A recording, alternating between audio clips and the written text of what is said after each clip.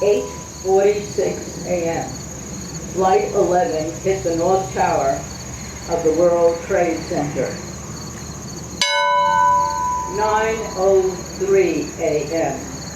Flight 175 hit the South Tower of the World Trade Center. 9:37 a.m. Flight 77 hit the Pentagon. 9:59 a.m. The South Tower of the World Trade Center collapsed. 10:06 a.m. Flight 93 crashed in Shanksville, Pennsylvania. 10:10 a.m. A portion of the Pentagon collapsed. 10:29 a.m. The North Tower of the World Trade Center collapsed. Let's have a moment of silence to remember all who were lost.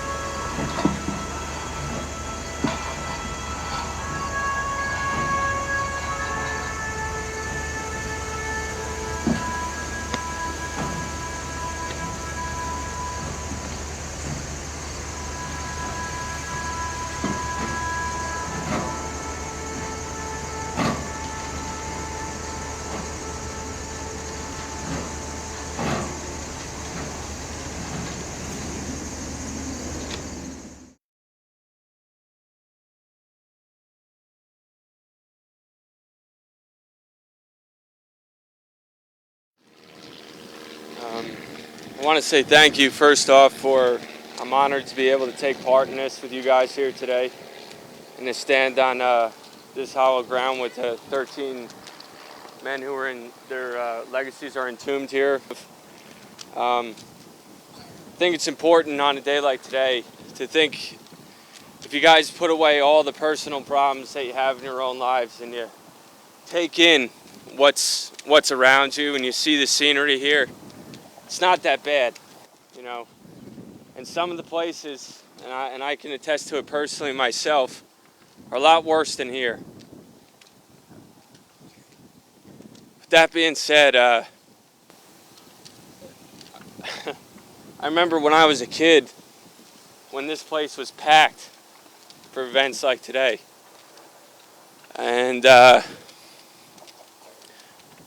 you know, I just want you guys to look around and see who's here and understand that it doesn't matter.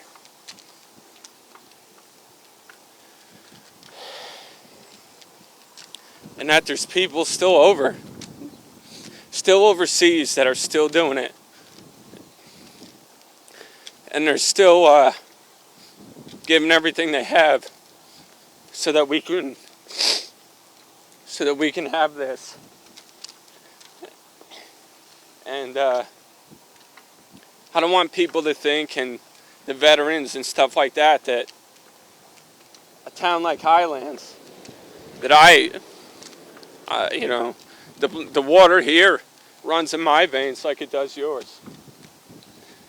And I don't want other people to think, and the veterans to think, that there aren't people who still care. So I want to thank you personally. I want you to thank you for letting me take part in this with you. And, you know, it really means a lot to me. And it means a lot to the people that I served with.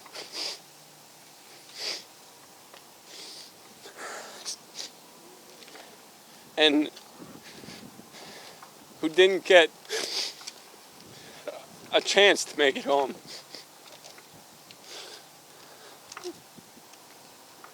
They wanted you guys to have this stuff. And they gave everything they had to try to do that.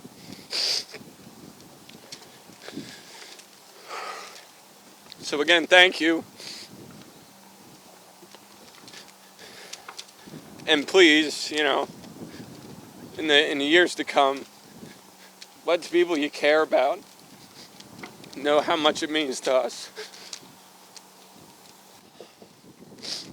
And I hope to see you guys again here next year. Like,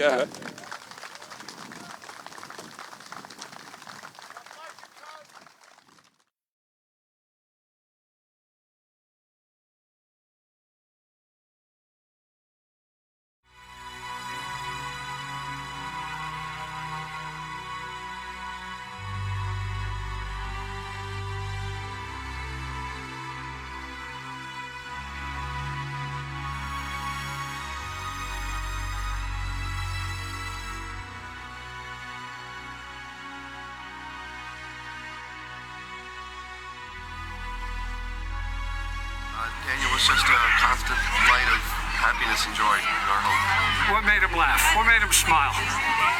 Oh, every little thing. He would pick up worms off the driveway and put them back in the grass to return them to their families, and that made him happy.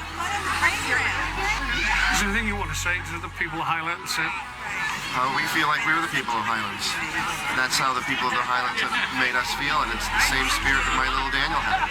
It's perfectly appropriate that this should be here, because that's the way the people here get it. Just like my son, they're the little quiet little community that reached out and embraced us in that same spirit that Daniel had. So we feel very much family here. Unveil the dedication sign, and Daniel's picture will be here.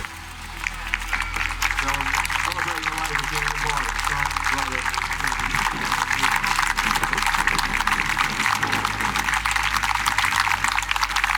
Okay, and Joe and Karen can 1, 2, 3.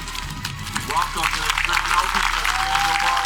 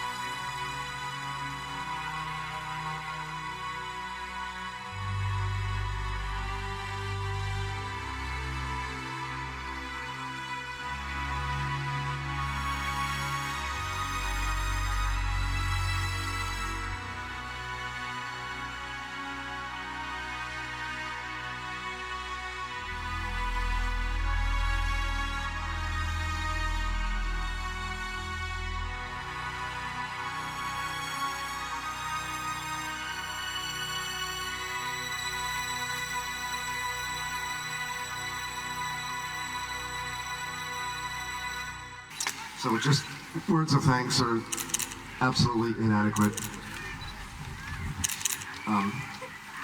Bill Lavin walked into our kitchen 9 months ago and said, I have an idea to build a playground for each of the individuals that was lost from Newtown.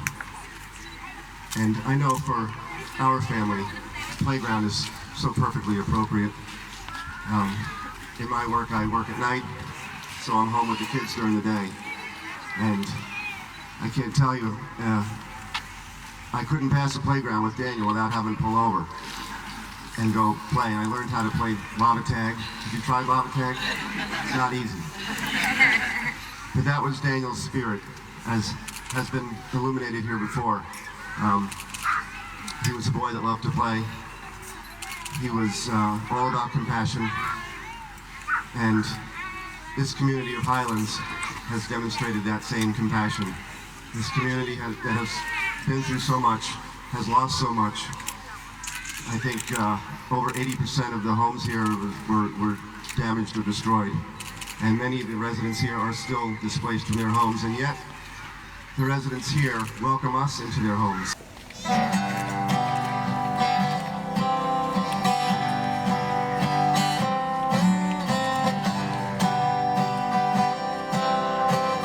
Why are there so many songs about rainbows? What's on the other side? Rainbows are visions, but only illusions. Rainbows have nothing to hide. So we've been told, and some choose to believe it. I know they're wrong, wait and see. Someday we'll find it, the rainbow connection, the lovers, the dreamers and me.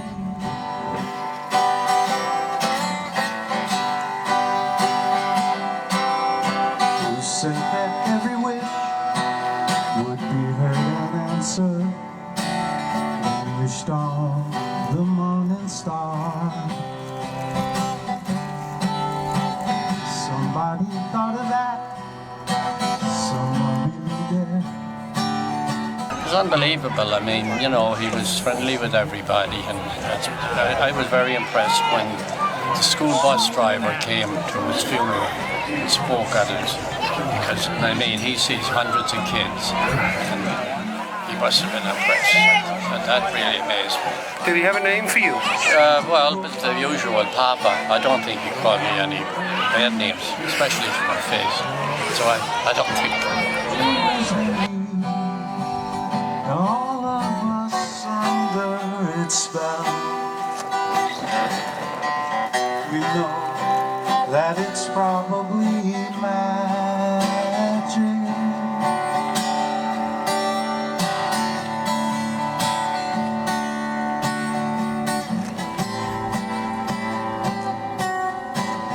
You've been half asleep, and have you heard voices? I hear them calling my name. Is this the sweet sound that called the young sailors? This might be one and the same.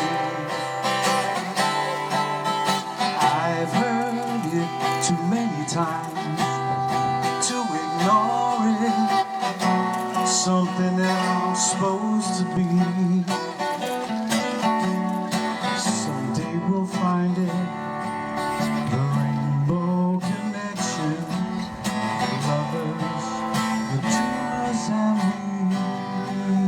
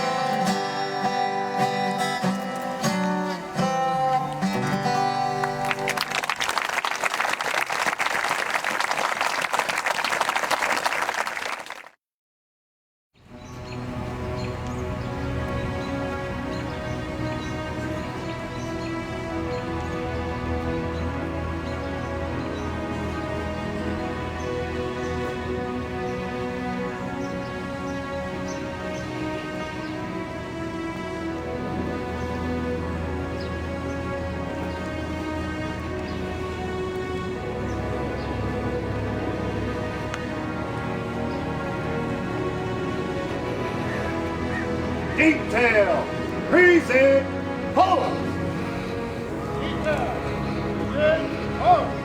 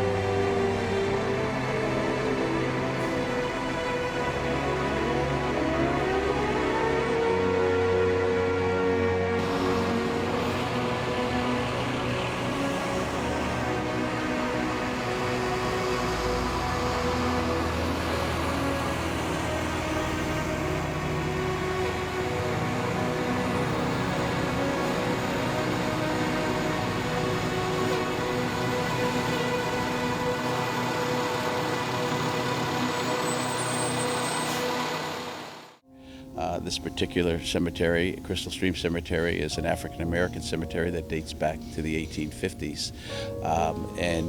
As you can see, it's been overrun with vegetation, giant weeds, trees falling.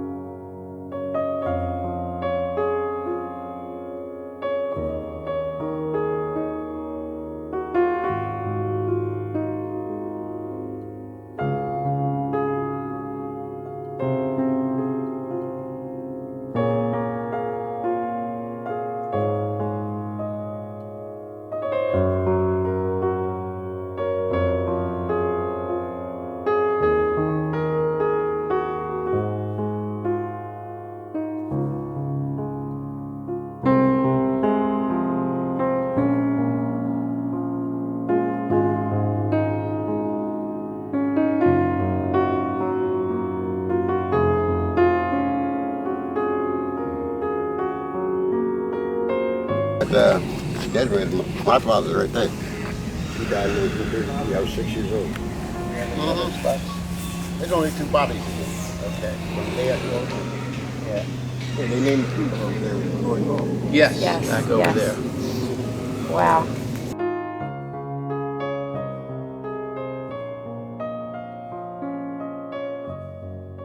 I remember growing up as a kid, on Memorial Day, you'd come up and the family would be up in here, right, putting flowers in. It was pretty well kept back there in those days. but it's I don't know, it's deteriorated because people don't take an interest. When I say people don't take it, that's families. You know what I'm saying? They don't come up in here. They want it looking like, they want it pristine, right?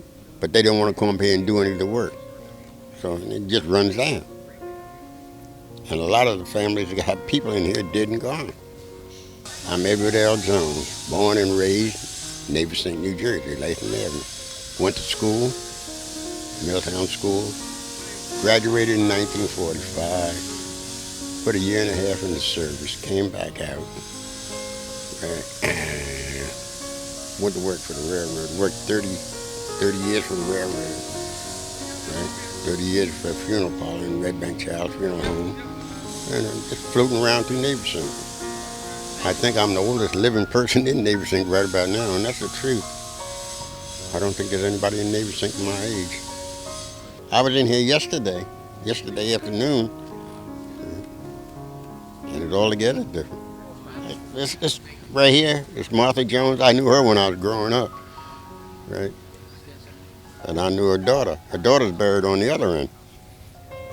When I started taking care of this, right, there wasn't no maps and nothing for me to follow. I made my own maps, right, and marked out where I knew people were buried. I got, like in through here, right, people are buried there, but I don't know who and I don't know where. I have no idea. And I got unknown. Couldn't tell you who they are. Now, when I started burying in here, right, like down there where Miss Chamberlain's buried, I knew that was her plot. So I knew there was only one grave in there. So I'm buried there.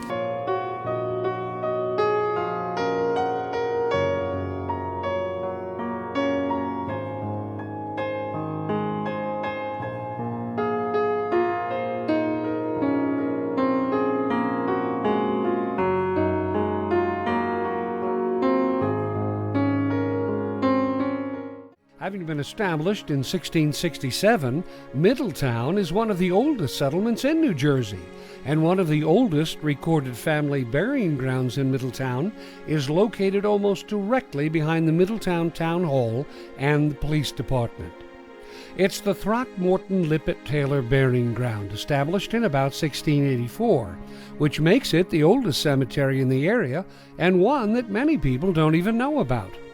In fact, the entire area surrounding the Middletown Town Hall contains some of the oldest cemeteries and churches in the country. And the people interred in these cemeteries were some of the earliest settlers of the area. They were merchants, cabinet makers, carpenters, judges, farmers, and adventurers, all in search of religious freedom and economic opportunity for their families and themselves. Many of the early burying grounds were simply on the properties of the families, while some were connected to churches. When you leave the Throckmorton-Lippett-Taylor Cemetery and turn right on Kings Highway, you'll find the Daniel Hendrickson Family Cemetery on the left.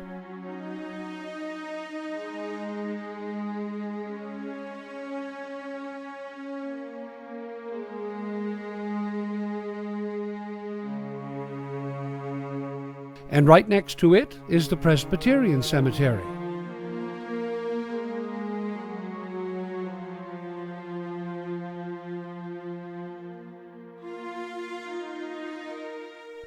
And down just a little bit further, but across the street, is the Hartshorn Family Cemetery.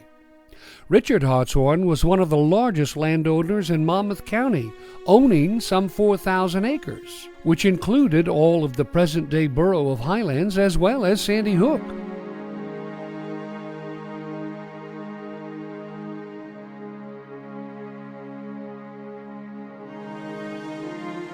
If you keep going down Kings Highway, you'll come to the oldest Baptist church in New Jersey. In fact, the building served as Middletown's first town meeting hall. The current building was constructed in 1832 on the old 1720 foundation.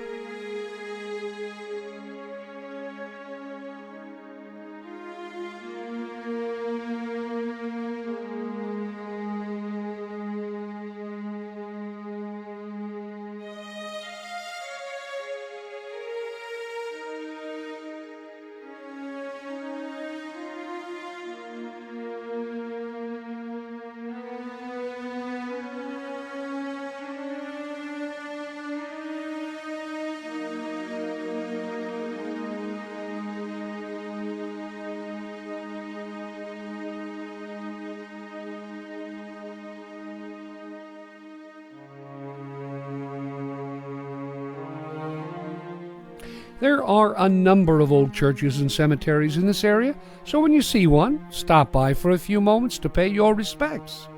These are the people and the ancestors who had the courage to come to this new country, to struggle with the land and to sometimes fight for their freedom, for our freedom.